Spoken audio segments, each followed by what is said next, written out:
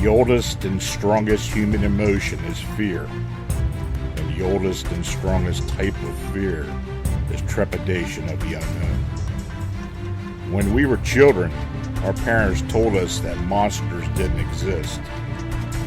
But we were sure that something was lurking under the bed or in the closet. Fear sees, even if our eyes are closed. Welcome to the realm of the arcane. My name is Allan Strickler. Join me as I examine unexplained creatures, strange manifestations, and remarkable realities. Imagine this next hour as a voyage of discovery to strange lands, seeking not for new territory, but for new knowledge of the supernatural. Come on board as we begin this adventure together.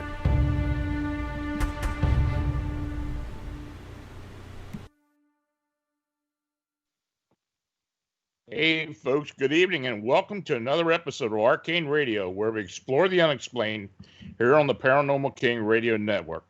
I'm your host, Allan Strickler, coming to you with a cannon shot of historic Gettysburg, Pennsylvania. I thank you for joining me.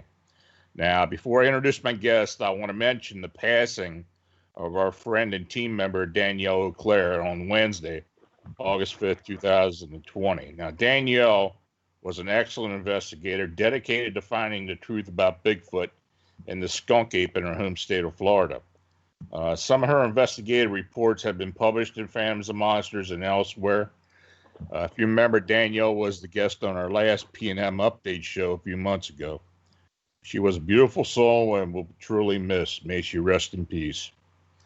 Now, tonight, I welcome spirit infestation experiencer DeAnna Simpson to Arcane Radio.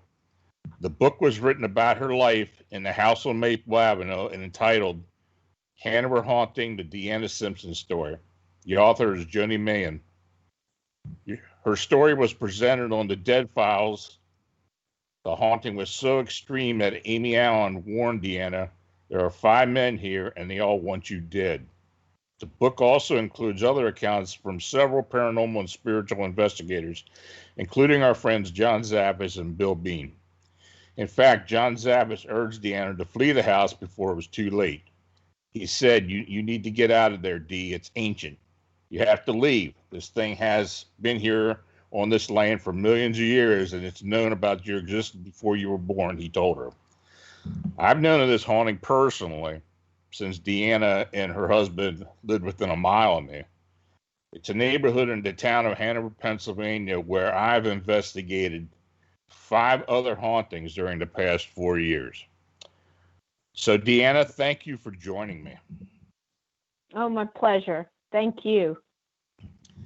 Now, you and I were talking a little bit before the show, and, it's obvious that you have abilities. I believe you have abilities. I believe you're a beacon. Now, you have moved out of the house about a year and a half ago. You're at another home in the same town. But you did have a passenger, didn't you? I did. And you know what?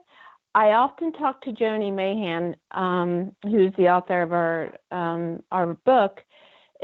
I often told her, I said, I became so close to this woman, this entity, because she always warned me when Ephraim was about to come. And Ephraim was one of the 5 men that Amy Allan, would tell me about.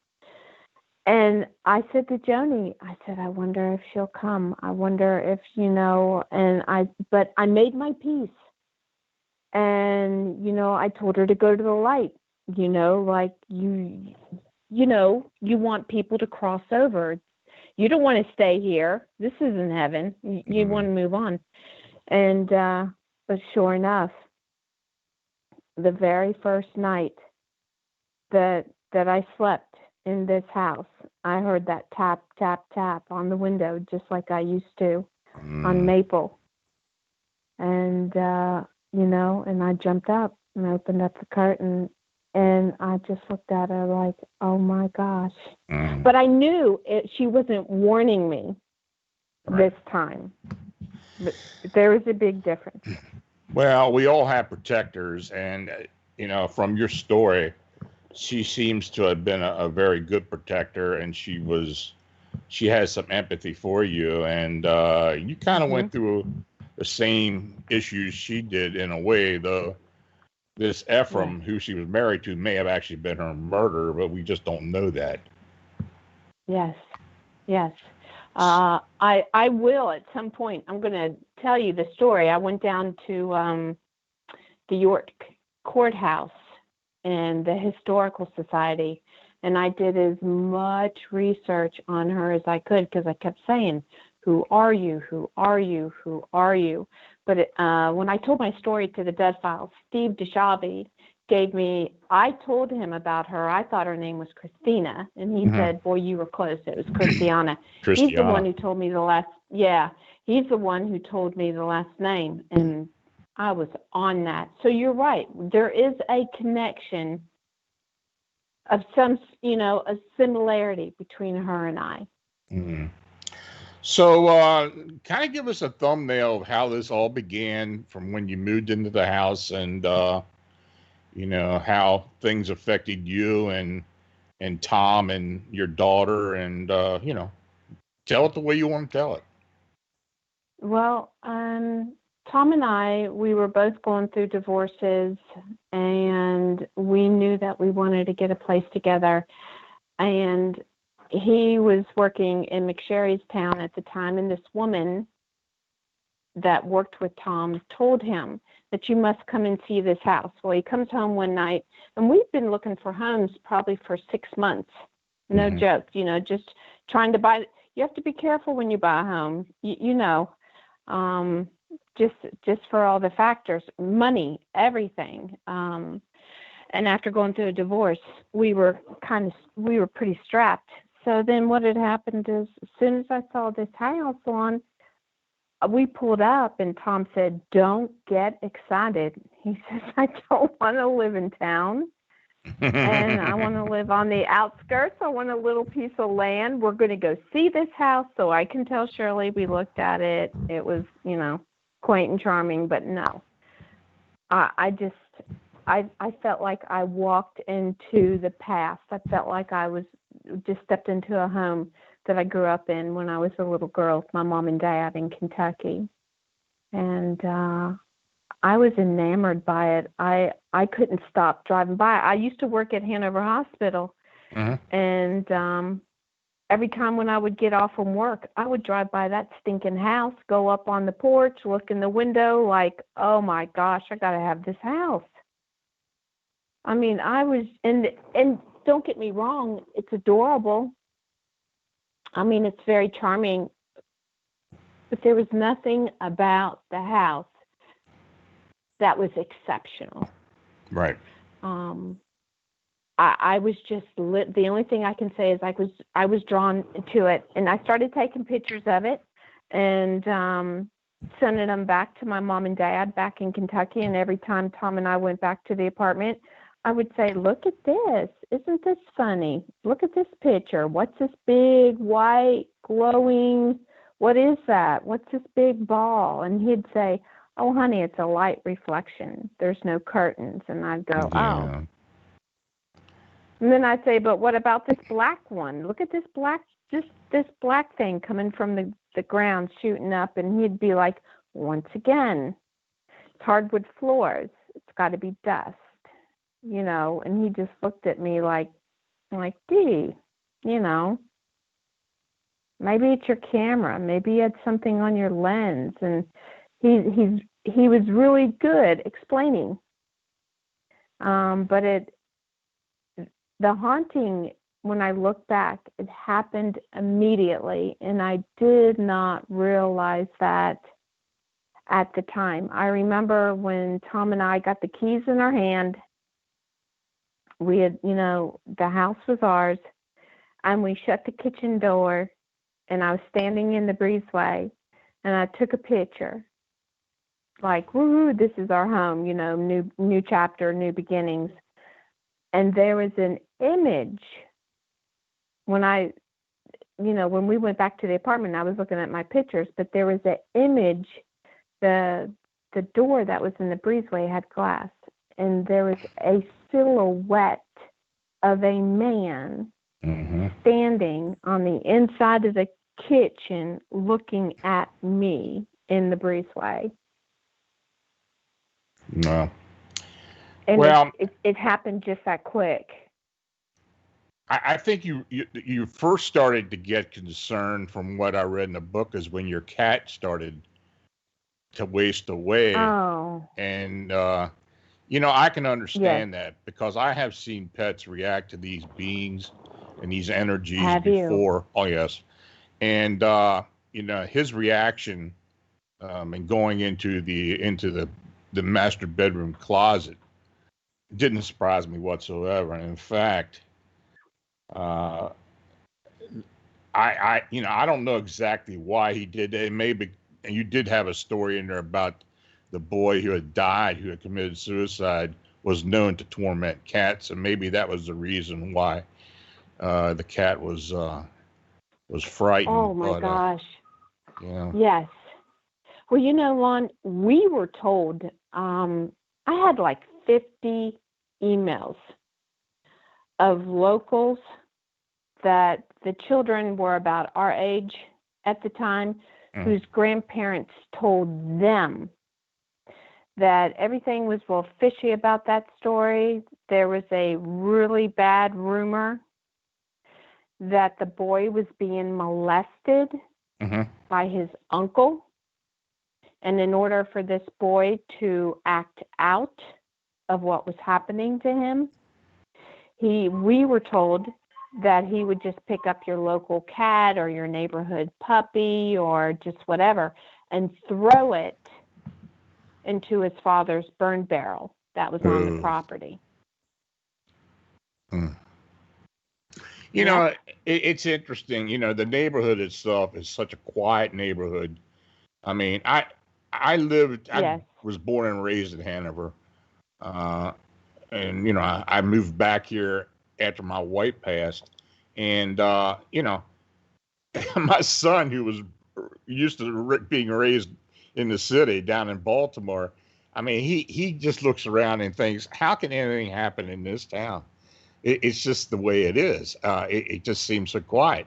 But there is an underlining energy, dark energy in that part of town. And there's no doubt about it. I've had, I moved back here in 2016 and I knew about your case, and I have had 5 hauntings in the past 4 years that I've investigated within 3 blocks of your house. Wow. It's amazing. Wow. Yeah. There has got to be, and that's what I asked Amy Allan. And that's why I was on this quest. I was on this quest like I was going to the Historical Society here in Hanover. I was going to the Guthrie Library. I was in the Pennsylvania Real Room. I just took off. I was like, I need info. I got to look up the previous owners. I got to find out who was before the previous owners. I wonder if it could have been the land plus the condition of what had happened in that house, or the houses that were before that house. Lon, do you think that's possible? Oh, I absolutely believe that's possible. You had talked to, you and I had messaged back and forth several years ago. Oh, yeah. I think it was about 2015 or so about, you asked about the history of the area. And I was telling you that, of course, the Diggs had owned it. John Diggs had owned that large parcel of property back in the 1700s. But, Hanover itself was located in between Philadelphia and Baltimore, and it was what they called a roosting area for highwaymen and outlaws. There was a lot of bad things that happened in this area. A lot of bad things. Plus, wow, the Susquehannock Indians, which was a warring tribe, did a lot of raids in York and Adams County during the 16s and early 1700s. So there's a lot of history, let alone that there was a Civil War battle here as well in 1863, the day before Gettysburg. So there's a lot of history. Like I said, there's a lot of dark history, a lot of death. And I think the area, I think the ground just holds into it. You know, the fact of what Amy Allan said and what John Zaffis said didn't surprise me whatsoever. You know, you do get these areas that seem to hold on to that energy. And I think you kind of got Grand Central Station. You were sitting right in the middle of it. I did. You know, yeah. I mean, of course, and you did find that story about the woman who had lost her children in the quarry. That was Lydia near there as Small. well. Yeah. Yes, Lydia Small. Yeah, it's been a lot of death there. It really has. Oh, yeah. And did you know she retired after they said that she just basically, after losing her children or whatever the case was, Amy disagreed with that. She just found it to be too odd of the similar situations of their death. And because, matter of fact, I kept seeing upstairs in the mirror, which Chip Coffey told me that mirrors were, what's the word? A conduit of activity? Conduit, yeah. A conduit that I when I was upstairs one night getting ready for bed, I was washing my face upstairs in the bedroom, which, by the way, was an attic that one of the previous members who lived in, who had lived in the house, kept their sister, who was schizophrenic, upstairs, and she lived in the attic. And I was washing my face, and then all of a sudden, I felt like I was just, in the North Pole. I just started trembling, all of my goosebumps, all of my sensories, just everything, but I couldn't stop staring at the mirror. And then all of a sudden, I remember this image was starting to appear the longer I stared at the mirror, this image of this little dead child of about 17 months old appears in the mirror, and she has no eyes, and her face is like shredded on one side of her face. She's got long curls to about her shoulder, and she's sopping wet. And she's got like this little old-fashioned tea-stained dress. And when I looked at her, she started to scream. And when she started to scream, I just remember almost passing out because it was just so horrific. Later, that's when Steve DeShavi had said that one of Lydia's children at the age of 15 months old, my guess was 17, went and fell down, that there was a well, and fell down into the well, and she drowned it. It's a bizarre story. It really is. I'm telling you. The one thing I found very interesting, one of the episodes, I guess it was kind of the culmination of a lot of things, but I know when your daughter moved in with you, and yes, Amber. Yeah, Amber, and you were hesitant about the basement from the very beginning. And, absolutely. and I know she was as well. But yes. You knew something was going on in there. Then when Tom and his brother refurbished the basement into put paneling and put a family floor room, in, yes, and put that large closet in there. That seemed to set it off. It did. You're right. And You're absolutely correct. Tell me a bit about what happened with the closet. Oh my gosh. I had went. If this is the story that you're referring to, is that Tom snores really bad.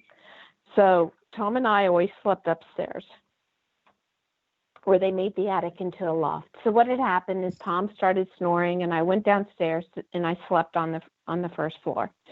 As I was just about drifting off to sleep, I started hearing all of these children's toys, like grandbaby toys, like, going off. And I said, oh my God, what is that? So I opened up the basement door very reluctantly, and I said to myself, it's coming from downstairs. So I don't know why I did this. I started to go down the steps, and I could hear myself breathe. I was shaking so bad, like my sensories were going, don't do it, don't do it. And I proceeded to go down the steps. I made a right when I got up to the end of the steps, and that's where the portal is in the back room. Well, we do have this big, huge closet that was made into, like, put your Halloween decorations in, Christmas trees, etc. So behind this locked door, I could hear all these toys blowing up. Well, I opened up the door, and I walked into the closet, the storage shed closet. And when I walked into the storage shed closet, I looked down, and I had a basket of community aid toys that we bought for our grandchildren when they were like 1 year old. And all of these little pianos are going off, and all of these little, that game we used to play with the arrow where you'd line it up on the owl and it would say an owl goes, and all of this whole basket of toys were going off.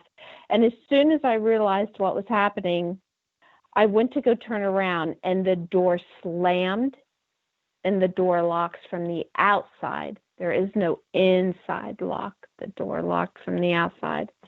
And I was standing there, and I started banging on the door, and I started screaming and screaming and screaming. And as I turned around, the toys had stopped. But the deepest of blackest, there's a window, that is a basement window that's in that closet. You could see just a silhouette of light, but all of a sudden I saw this blackest of black. I mean, I can't even describe in depth of just pure black.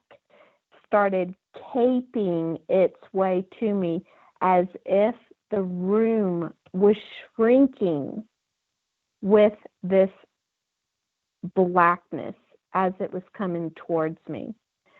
And I just started screaming, and I just knew I had the worst intense fear. I knew it was evil. I knew it had bad intent. I was just banging on the door, kicking it, banging it, and finally I just sat on the ground, and I wrapped my arms around my legs and started saying the Lord's Prayer. And I just prayed to God, please, please, please, Lord, And I just started sobbing. And as soon as I did that, I remember hearing that door unlock. And it just opened up by itself.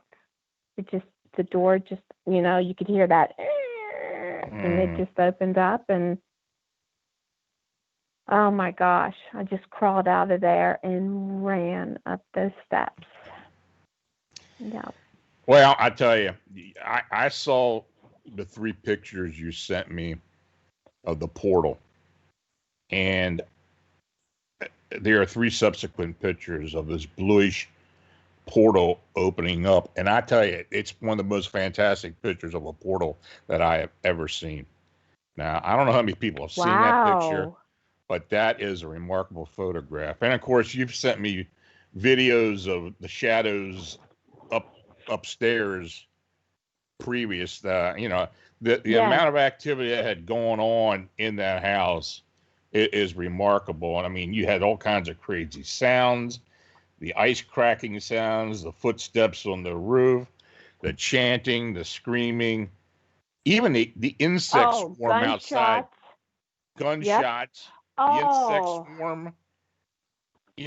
Oh my gosh, the locusts. Yeah. Yes. Locust in Hanover. I mean, a locust swarm in Hanover.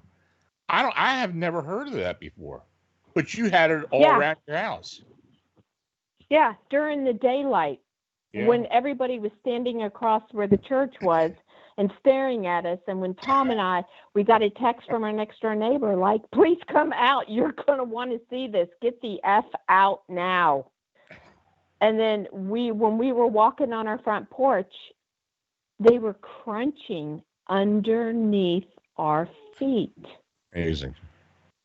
There's so many of them. Lon. And then what about when we very first moved in there? I'm sure you've heard this story about, it was February. When we bought that house, we had an Indian summer day. And I was out there raking, trying to fluff up the yard, get up some of the dead grass, Yeah, I know what you're talking about. And then, do you know what I'm talking about? And then all of a sudden, yes. Yeah. Exactly. That elderly lady that was just, that she looked like 100 years old, all humpbacked and in her little handmade floral dress, with her little scarf and her, her granny shoes. And I was like thinking, and then she had a 3-legged dog that looked just as old as her. And I was like, what? Yeah. Because that house, as you know, is a corner lot. It's Monroe and it's Maple. Right. Did you ever figure out who she was? You know what? I do not. But let me tell you what.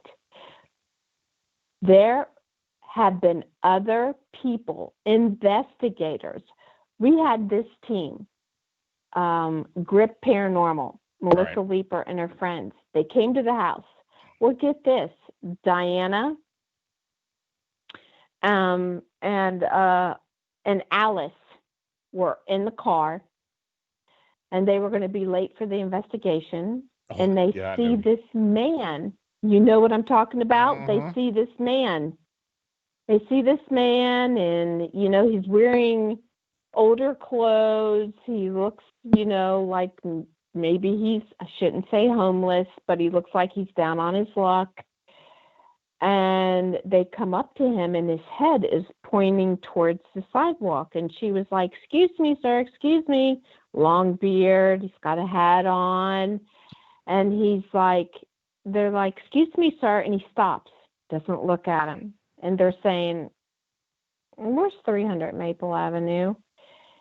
And he just picks up his head and he points and he's like, over there, and he disappears. As they were reaching for their cigarettes and they're trying to light them and they're calling Melissa like, we're not coming in. I don't think we're going to do this.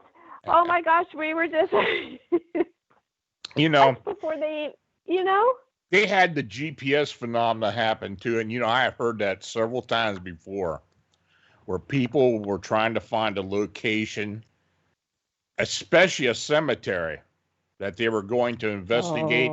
And the GPS, when they'd get near, the GPS would go someplace else. Yes. That has happened. I have read accounts about that before. That's strange. And the same thing happened to them. Wow. That's interesting. Yeah. Wow. Yeah. And it's kind of like when Katie and Nick from Fox 43 News came over. Mm-hmm. And, she just kind of comes up and she's all pretty and she's, and she rings the doorbell and she looks at me and And she was just like, we're looking for the Hanover house. We're looking for DeAnna Simpson. I'm like, that's me. You're here. And then right away she was like, oh, we just couldn't find you. We couldn't find your house. And then she just was like, come on, Nick, this isn't going to take long. She goes, this is the haunted house? It sure doesn't look haunted. She goes, I tell you what, I have a Ouija board in my car. I brought it just for this occasion. Can we go get it, DeAnna? And I was like, are you freaking kidding me? You want to? No, I'm sorry. This is where I draw the line. You're welcome to come in for the interview. I'll be glad to introduce you to and I always would say, I'll be glad to introduce you to the house, because I said this thing is alive, but you are not allowed to bring that stinking Ouija board in here. And sure enough, as soon as the camera started rolling, Nick got scratched. Wasn't long before then, Katie took it seriously, and she was bit and she was slapped. And I remember seeing the video. In fact, somebody had sent it to me not long after it was aired.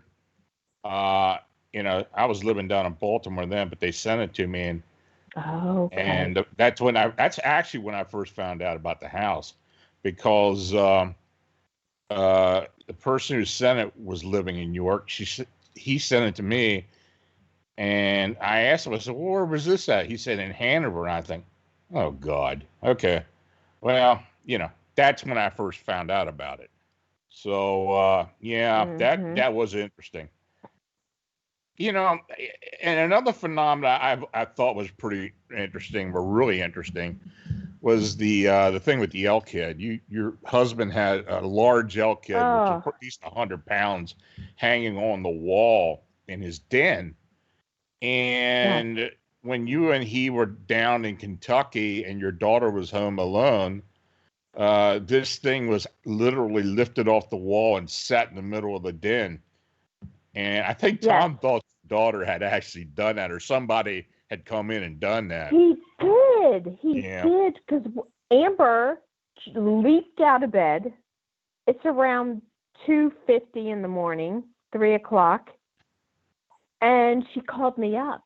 She was frightened to death, and she was like, Mommy, somebody's in the house, or somebody's broke a window, or somebody, because that door, Lon, was locked. Because Tom had guns in there, in safes that were locked up.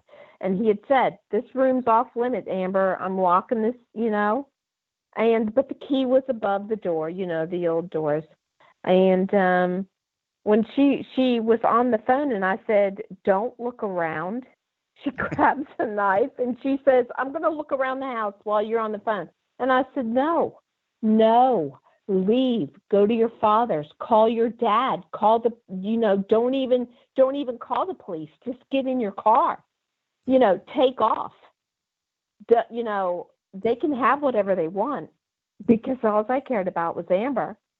Right. And sure enough, she says, Mom, I'm hearing a noise in Tom's den. And yes, would you believe that elk head had a double lock on it? His brother, who's a contractor who hung all of his mounts, hung that up. And it fell off 2 other times since then. Yeah, I know it happened again. Just like it was lifted off and put in the middle of the floor. Yeah. Yep, and matter of fact, it always happened around September. And after doing my research, we did find out that a previous owner who had lived in the house, who had remained there, that it always kind of coincidentally came off around that death date. And you know what, Lon, I did want to ask you this. Mm-hmm. Do you find it a coincidence or interesting, or do you see a pattern that the last 2 male owners that lived in there, now I'm not including Tom, the previous owners of the house, we were told by the locals that had known them that they were both the same, meaning Okay, they were both kind of arrogant. They were both alcoholics. They were both, you could both hear the fighting from the other neighbors. Both of them kind of fell into the same pattern. Do you think that a house, if you weren't strong enough to combat this or try to be aware of what is happening, that you could fall into a slump like Amityville? Remember George? He started, all of a sudden he was happy, and then you see what I'm saying, like depression, alcoholism. Yeah, I think the malevolence in the house affected Glenn Parker and Sylvester Ackerman. I really do. I believe, and that's not uncommon in situations like that. Okay. Yeah, the activity is almost like poltergeist activity, but it really isn't. It's just a high degree of malevolence that just drains people to the point where it affects them, and they just go downhill. And I'm quite sure if you and Tom would have stayed there, eventually it'd done the same to you. I really do. It would have.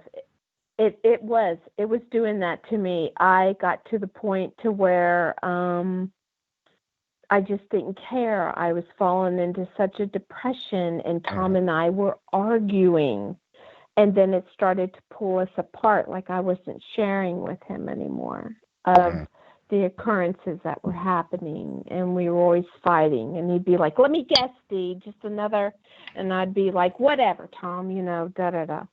And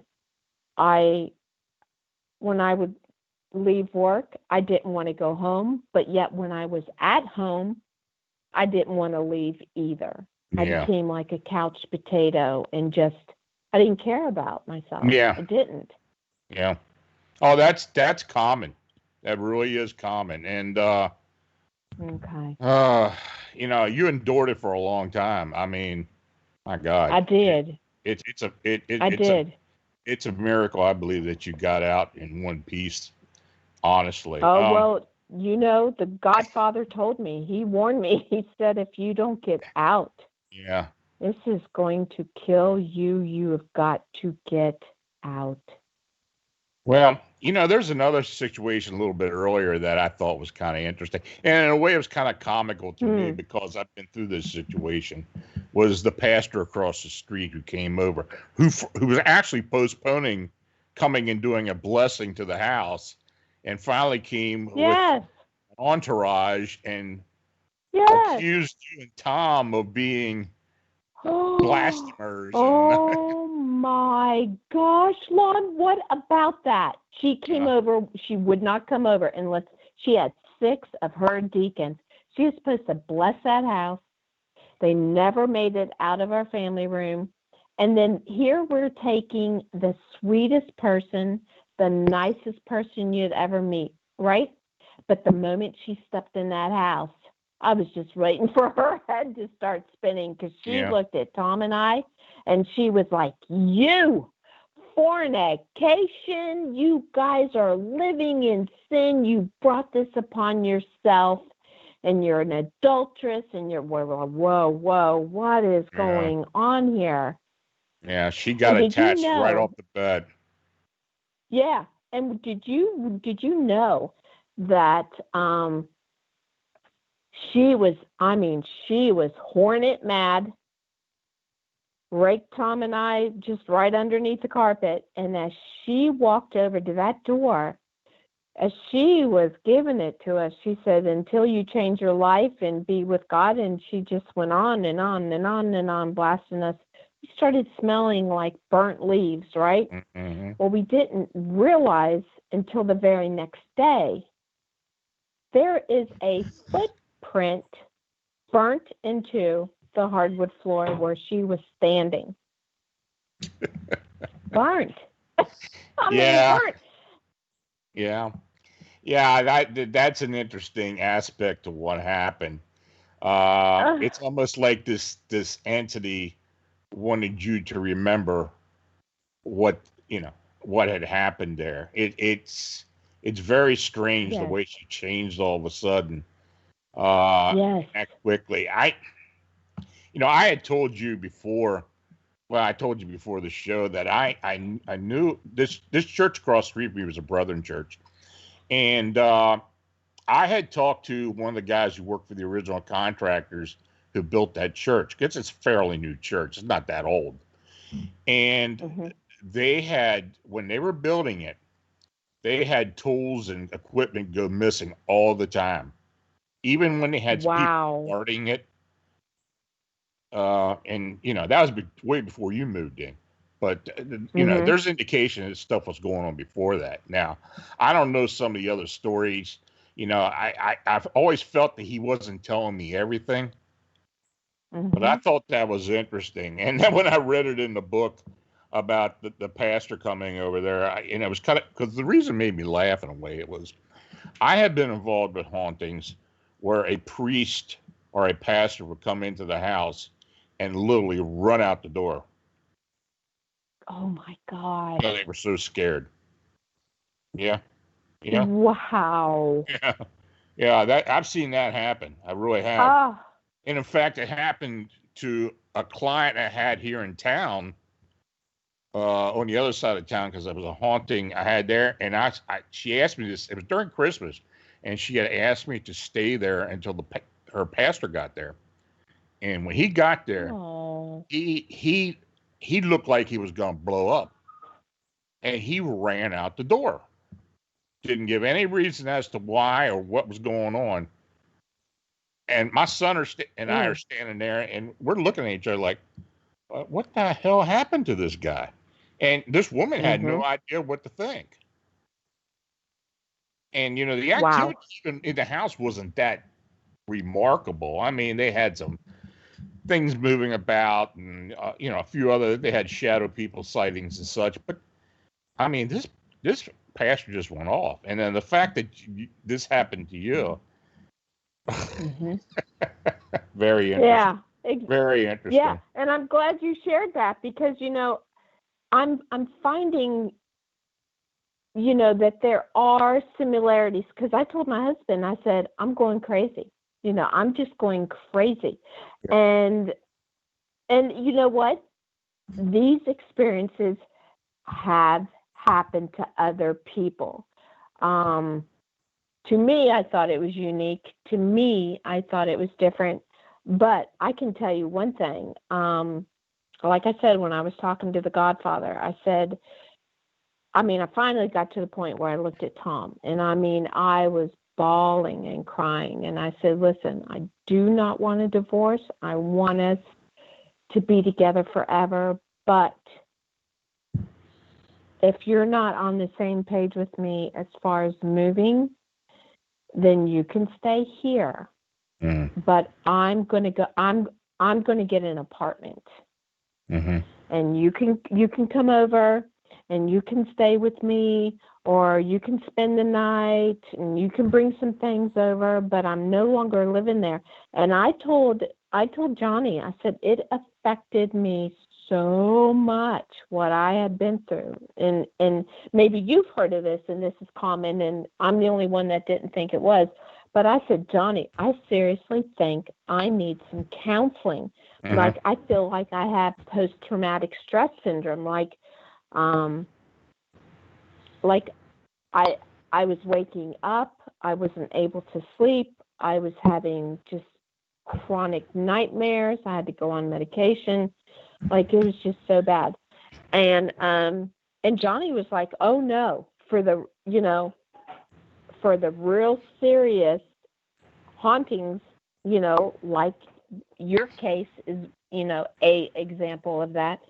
He says, oh no, my dear friend, as Johnny would say, he said, it's very normal, but what's going to be abnormal is you trying to find a counselor that is going to understand you in what you're trying to explain to him without coming off looking like you're in the deep end. Right. And, I did. I had to go into counseling because I just could not handle the aftermath of Like I was living in fear. Is it going to happen again? Did I make another bad decision with a house? Or, I just went on. Have you heard of people getting counseling after? Yeah, it very rarely works. To be honest with you. No, yeah, it didn't. I think most people who go through this type of thing, the counseling, it may be a stopgap, but I think they really need to do it on their own. It's almost like poltergeist haunting. It's not like somebody can come there and move something on because it's a self-manifested entity. I believe people that have what you had need to face what's going on themselves, especially since you're a beacon, or what your grandmother used to call a shine. You had the shining. Yeah, yep. And I think that you that's something that the person who's being targeted actually needs to take care of themselves for the most part. There's another thing that, you were getting a lot of dreams. You had dreamt the two men at times. Yes. And you also had the dream of the 11 hooded monks in the cemetery. Oh my gosh. And that finally met up with Mastema. And Mastema is something that I have heard about before. Have you? Yeah, in the Hebrew faith, it's the angel who persecutes evil. It's in the Book of Jubilees, actually, and carries out the punishments from God. And as well as tempting humans. Dissect that. What does that mean? Dissect that for me. Well, what does that mean? It's kind of a two-sided thing. He carries out punishments for God, as well as tempting humans and testing their faith. But I think because of what was going on there, and this thing attacked you on the steps, of course. That's what that was. Yes. And talk about the attack so people know what happened. What had happened is one night, we were both sitting in the family room, and I said, hey, I'm going to go to bed. I'm tired. I'm going to bed. And so I started to go up the steps and to go upstairs. And as I was walking up the steps, it started feeling heavy, started feeling thick. And I looked up, and I saw my cat, and I was just like, hey, Beanie Weenie. And I was like on the 8th step. Well, all of a sudden, she just started doing this hissing, and she just scattered off. But then when I looked up, I looked over in the corner of the bedroom, and this image of like an octopus tree thing with tentacles started coming out of the wall. And now there was 13 steps up to the bedroom. I was on the 8th, and I looked at it and I just froze. I mean to tell you, I couldn't move. Most people would be like, why didn't you turn around and run? I just couldn't. I couldn't. And then all of a sudden, as I watched it getting closer to me, these arms that came out that almost look like tree branches with long fingernails, and these glowing eyes, almost like glowing reptilian glowing. It was hard, but you didn't want to look at it. All I know is when it happened real fast. Talk about it slow, but it happened real fast. And it smacked me in my shoulders with both of its arms, hands, whatever they were. And I literally levitated. I hit the wall, slid down the wall, hit the tile, and then was the attic door. Remember, the upstairs bedroom was was an attic. So then the door slammed open, and as I leant over, I was being pulled from my hair. And my hair, I was just drug across the kitchen floor, as I just remember I couldn't breathe. It was kind of like you were a child on a swing set and you just fell off, and then the wind's knocked out of you. And I just laid there lifeless. And Tom comes running into the kitchen like, "What the hell, DeAnna?" And he looked down and he saw me there. And all of a sudden he came over. And when he came over, he grabbed me, and I just started like breathing like I just came out of a pool of water. Mm-hmm. And I just started screaming, and he tried to move me, and I said, don't move me. And I just started screaming, and he says, "What the hell happened?" And I was just screaming and sobbing. And he says, "I'm calling the paramedics." And I said, "No." I laid there for about 30 minutes. I couldn't even get up. And then when I did, I refused to go to the hospital. I just refused. Tom, we went on the first floor bedroom. We just laid there. I whimpered until I fell asleep and passed out. The next day I went in to see my family doctor. They took a x-ray, and I had an x-ray, and I had a hairline fracture of my tailbone. Where I hit the floor, the bottom of the steps, so hard that it actually gave me a hairline fracture. Yeah, I have run across this mastema once before in a case I had many years ago. I had a little knowledge of it, and I was kind of surprised to see it in the book. But it did one thing that did not surprise me, was the night you woke up and saw your recently deceased father in the chair, and then when you got up to go towards him, mastema shapeshifted back into his original form. Yes. Mimic your father. Yes. And let me tell you, Lon, oh my gosh, I had never been so scared in my life, because to think that something is so powerful that it knows your every want, your needs, your desires, and how much I was in grief and mourning over the loss of my father, to take on that shape of my father, that's where I believed it.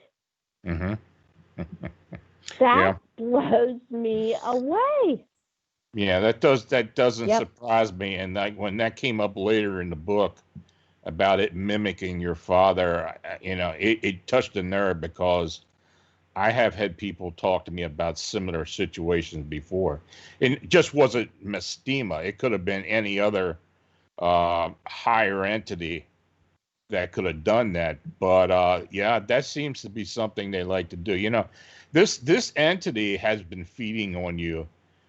I mean, I'm quite sure you had been getting bruising, feeling sick. Yes.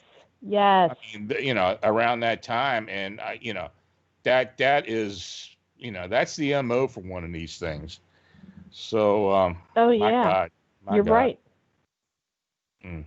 No, and you know what? Have you ever heard of a shapeshifter? A shapeshifter. Yeah. Yeah, somebody was saying, "Oh, well, that's what you got. That's what you got in the house." And I was, and I had to look that up to know what one is. So you've heard of them too. I've heard of them, but I think these things do, it's not more as a shapeshifter. It's more of a mimic. It's able to mimic someone you knew in life. Yes. Yes. It's terrible. I heard a lot of horror stories, when it comes to these mimicking entities, and some of the more famous cases have had that. Your case, a lot of way mirrors the entity case, the Dorothy Blither case out in California, with some of the sightings and some of the photographs and the streaks and Really? And Never so, yeah, heard of it. yeah, you need to read about that. There's a good there's a parallel there for what happened to you. Uh, it's a very famous case. Barry Taff and Barry Conrad did the investigation. It's a very interesting case. A lot of what happened there happened to you. Oh, But wow. yeah, yeah. Wow. You'll have to give me that info. You can send me, Lon, you can send me that info because I'm going to be on that now. Oh, my we could gosh. sit here and talk forever. There's just so much that went on. Good. And it's amazing. I mean, I inhaled that book when I got it, and Oh, I was taking notes and notes, and because first it's someplace that's close to home, but yeah. it's around an area where I have known of activity. I have investigated activity in the same area. I know the history of the area. Mm-hmm. It just touches a nerve, and I've been involved with a lot of different cases over the years, but my God, you know what? I know now. I know now why I never came over there. I just know now. Yeah. I was always telling myself, you need to go over and to DeAnna's and check the place out. But no, Yeah. you don't want to do that. And I know Yeah. why. You were really harassed badly because of the TV shows and the notoriety Yes, and such. thank you. This Yes. town, I mean, this is a nice little conservative town, but people don't take Yes. to stuff like that too well. I know all too well. Oh, I found that out. Yeah. I mean, I just thought maybe it was because I was an outsider, No. coming in, but I was just like, sweet mother of Jesus. I can understand what you went through. Yeah. No. And you and I will have to get together and talk about that. Oh, we are. Promise. Yes. Yeah, my gosh. I want to meet you and Tom in person at some point and have a long Yes, talk. Yes, you are. And but like I said, it's a case I've followed for a long time. And I talked to Rosemary about it when she was, after she had left and went home. And of course, she wasn't feeling well at that time. She was starting to feel the effects. And actually, she was going to write the book, wasn't she? She was going to, but she got sick. Yeah, she got sick. But she was intrigued. Yeah, she was very intrigued with what was going on. And she came back a couple times actually, and she told me she talked to you. Oh yeah, she said I talked to my good friend Lon, and she says yes. She told me about that. She was talking to you, and she came out to the house probably at least 3 times. Is that right? Spent the night. Oh, yep. Okay. I didn't know that. I didn't know that she had been there many times.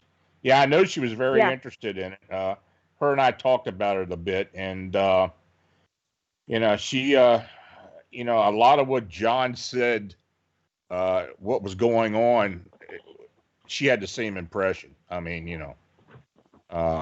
she just, I think she really did want to write about it, but unfortunately things happen. Yeah. Well, DeAnna, I tell you what, I really want to thank you for coming on the show. And, thank you. We're going to have to get together in person. I'm going to have you back on here again because there's so much more that we can talk about with this, go a little deeper into what actually happened. Absolutely. Yeah. I'm just so glad you got out of there and things are back or at normal or really normal now. Yes. I guess you're really normal for the first time. Hey, I'm having a life. Yes. I'm having a real life now, and I'm living like everybody else does. And I'm I got a life, and I have a family, and I have holidays, and we have parties, and people come over. Imagine that, people come over, and yeah. Well, I tell you what. Again, if you ever need me for anything, I'm just down the road. You just go give me a call, okay? Oh, I appreciate that. We have got to get together. Well, thanks again. You have a great weekend, and I'll talk to you soon. Yes, thank you. Okay, you take care now. All right. You too. Mm. Bye-bye. Bye. Now, if you have an unexpected encounter or sighting, feel free to contact me through the Phantoms and Monsters blog site. If you're interested in supporting Phantoms and Monsters and Arcane Radio, you can use the PayPal donation buttons on blog and the newsletter. Your continued support is appreciated. Our new YouTube channel, Beyond Explanation, has new content being added daily, including Arcane Radio archive shows. Check it out and subscribe. I want to again thank DeAnna Simpson for joining me this evening, and I want to thank you for listening to the show. Good night, stay healthy, and have a safe and enjoyable weekend.